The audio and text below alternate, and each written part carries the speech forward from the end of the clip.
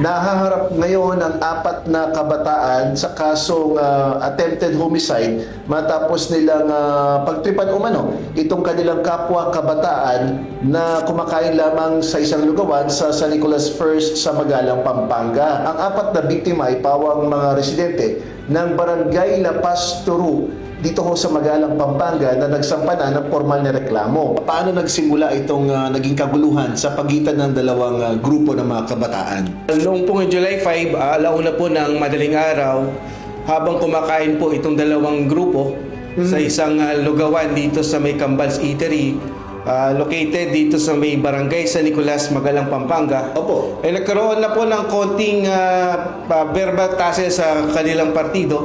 Matapos kumain, habang paalis na po ang ating mga biktima, sinigawan po ng ating mga suspect ang mga biktima. Doon po nagumpisa ang kaguluhan, ang rumble po dito sa may barangay San Nicolas. Ano hong nata mong pinsala sa katawan nitong mga biktima? Base po doon sa medical records po ng ating hospital, ang minor injuries lamang po ang tinamo po ng ating mga biktima, mga gasgas sa ulo at mayroon pong sugat sa ulo.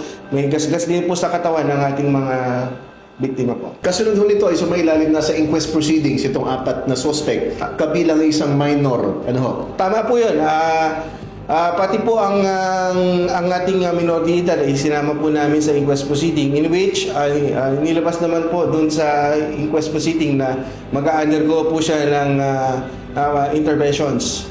So yun po ay na-file po kahapon for the case of attempted homicide po.